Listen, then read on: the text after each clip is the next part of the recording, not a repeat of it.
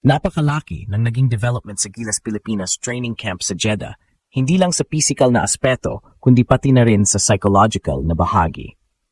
Sa gitna ng mataas na moral na dala ng practice clips, biglang dumating ang balita mula sa Chinese Taipei na nagdagdag ng isang naturalized player sa kanilang lineup. Ang strategic move na ito ay nagpapakita na ang laban ay hindi lang nakabase sa kung sino ang mas malakas, kundi kung sino ang mas handa sa mga surprise. Sa kabila ng pagiging underdog, ang Chinese Taipei ay nagpapakita ng kanilang determination na manalo na nagpapataas sa stakes ng FIBA Asia Cup. Para sa Gilas, ang hamon ngayon ay hindi lang ang pagmaster ng sistema ni Coach Tim Cone, kundi ang pagiging flexible at matalino sa pag-a-adjust. Ang pagbabalik ni AJ Edu at ang leadership ni Dwight Ramos ay magiging crucial, lalo na sa mga sitwasyon na kailangan ng matinding depensa. Ang mga players tulad ni na CJ Perez at Jamie Malonzo ay kailangang maging handa sa pagbabago ng tempo.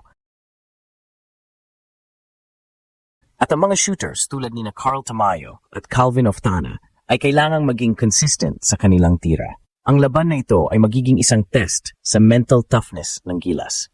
Ang pagiging handa sa mga hindi inaasahang pangyayari ay magiging susi sa kanilang tagumpay. Higit sa lahat, ang mga fans ay kailangang maging buo ang suporta dahil ang bawat hiyaw, bawat dasal at bawat paniniwala ay magiging gasolina ng Gilas sa gitna ng pressure. Ang laban kontra Chinese Taipei ay hindi lang isang simpleng laro. Ito ay isang digmaan sa basketball court. At sa bawat digmaan, ang mga tunay na champions ay hindi lang ang pisikal na malakas, kundi ang mga matalino, may pusong palaban at may suporta ng buong bansa. Handang-handa na ba ang Gilas sa lahat ng ito? Sa practice pa lang, mukhang oo. Viral ang Gilas Pilipinas ngayon. Pero may nakakagulat na balita mula sa kabilang bansa na pwedeng makasira sa momentum na ito. Sa gitna ng matinding ensayo sa Jeddah, Saudi Arabia, napaikot sa social media ang mga practice clips nagpapakita ng isang Gilas team na handang sumabak sa digmaan. Kitang-kita ang husay ni AJ Edu, ang consistency ni Carl Tamayo, at ang walang preno na atake ni CJ Perez. Ang bawat galaw ay may apoy, bawat dribble ay may galit, at bawat tira ay may mensahe. Pero sa gitna ng hype, may malalim na tanong ang mga fans. Sapat ba ang training na ito para labanan ang mga powerhouse sa Asia? At higit sa lahat, matatapalan ba ng lakas ng Gilas ang isang nakakagulat na development mula sa kanilang main rival? Alamin ang buong detalye sa kung paano nagulat ang mundo sa biglaang balita na ito at kung ano ang ibig sabihin nito para sa kinabukasan ng Gilas Pilipinas. Mula sa mga madamdaming video clips na inilabas, isang pangalan ang nagbalik na may kasamang malaking pasabog, AJ Edu. Matapos ang matagal na pagkawala dahil sa injury, bumalik si Edu na tila mas malakas at mas gutom pa sa panalo. Sa mga drills, hindi lang simpleng pag-rebound ang pinakita niya, kundi isang pagpapakita ng dominasyon. Ang kanyang 6'10" na frame ay naging pader sa ilalim ng basket na nagpapatunay na kahit wala si Kai Sotto, may halimaw pa rin na magbabantay sa rim. Ang pinaka-nakakagulat, ang kanyang bagong gamit na mid-range jumper na sunod-sunod na pumasok. Hindi ito basta-basta tira. Ito ay patunay na si Edu ay nag-level up na nagdagdag ng bagong armas sa kanyang arsenal para sa FIBA Asia Cup. Ayon sa isang source, he's playing with a chip on his shoulder. Ang quote na ito ay nagpapakita na si Edu ay hindi lang bumalik para maglaro, kundi para patunayan na ang kanyang injuries ay hindi hadlang sa kanyang pagiging dominanting player. Ang kanyang pagbabalik ay hindi lang nagbigay ng lakas sa team, kundi nagbigay din ng inspirasyon na nagpapakita na ang pagiging champion ay hindi lang tungkol sa pag-score, kundi sa pagiging matatag sa gitna ng pagsubok. Ang pagbabalik ni Edu ay isang matinding sampal sa lahat ng mga nagduda sa kanyang kakayahan. At ito ay isang malaking dagok sa mga kalaban na akala ay mahina ang frontline ng Gila. Hindi lang si AJ Edu ang nagbigay ng panggulat sa fans. Sa mga clips, makikita ang kakaibang intensity ng mga wings ng Gilas na parang may personal na atraso sa bawat kalaban. Si CJ Perez, na galing sa PBA Finals, ay agad nagpakita ng kanyang never say die attitude. Ang kanyang mga drive ay puno ng galit at ang bawat atake sa ring ay tila gustong i-posterize ang sinumang haharang sa kanya. Ito ay isang psychological warfare na pinapakita ni Perez na nagpapakita ng mindset na hindi sila basta-basta magpapatalo. Sa kabilang banda, ang mga steady players naman tulad ni na Carl Tamayo at Calvin Oftana ay nagpakita ng nakakakabang consistency. Si Tamayo, na tahimik pero deadly, ay sunod-sunod na pumapasok ang mga tres na nagpapakita ng kanyang kahandaan na maging isang sniper para sa team. Si Oftana naman, na kilala sa kanyang composure, ay nagpakita ng maturity na tila ba ay matagal na siyang naglalaro sa international stage.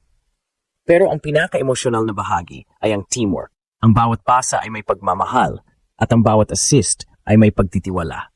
Ito ay isang team na hindi lang naglalaro para sa sarili, kundi para sa isa't isa at para sa bansa. Ang kanilang ipinakitang chemistry ay isang malaking banta sa mga kalaban na nagpapakita na hindi lang sila isang grupo ng mga individual, kundi isang pamilya na handang lumaban hanggang dulo. Ang ganitong klase ng pag-uugali ay isang patunay na ang Gilas ay hindi lang basta sumasabak sa laban, kundi naniniwala sila sa bawat isa. Habang abala ang Gilas sa pagpapamalas ng kanilang lakas, may nakakagulat na balita mula sa Chinese Taipei na pwedeng makasira sa momentum ng Pilipinas. Ayon sa mga reports, isang naturalized player na may background sa NBA G League ang biglang dumating at sumama sa kanilang training.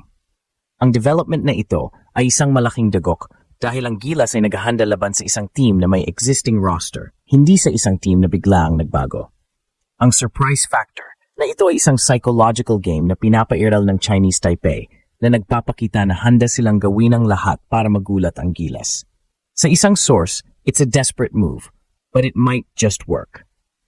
Ang quote na ito ay nagpapakita na ang Chinese Taipei ay hindi lang basta maglalaro, kundi gagamitin nila ang lahat ng kanilang card para manalo. Ang biglaang pagdating ng naturalized player ay pwedeng magpabago ng buong game plan ni Coach Tim Cone na nagpapatunay na ang basketball ay hindi lang pisikal na laro, kundi isang chess game.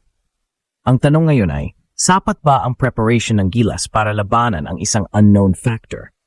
Kaya ba ng Gilas na i-adjust ang kanilang sistema sa isang player na hindi nila napaghandaan? Ang balitang ito ay nagpapakita na ang laban ay hindi pa nagsisimula.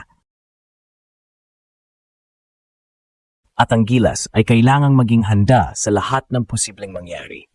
Ang laban na ito ay magiging isang test sa mental toughness ng Gilas at kung kaya nilang manalo sa gitna ng mga surprise. May nag-shock sa NBA world. Si Luka Doncic ay pumirma ng 3-year, $165 million na max extension sa Los Angeles Lakers at siya na ang bagong mukha ng franchise sa post-LeBron era. Samantala, si James Harden naman ay nag-ink ng 2-year, $81.5 million deal para bumalik sa Clippers, habang si Bradley Beal ay reportedly sumama rin sa kanila via a notable buyout at newly structured contract arrangement. Other big moves include Miles Turner na pumirma ng 4-year, $107 million deal sa Bucks at si Shai Gilgeous-Alexander na nag-lock in ng 4-year Supermax sa Thunder, a league record average annual salary. Samantala, si Kevin Love ay reportedly exploring a buyout mula sa Utah Jazz, adding another veteran storyline to watch.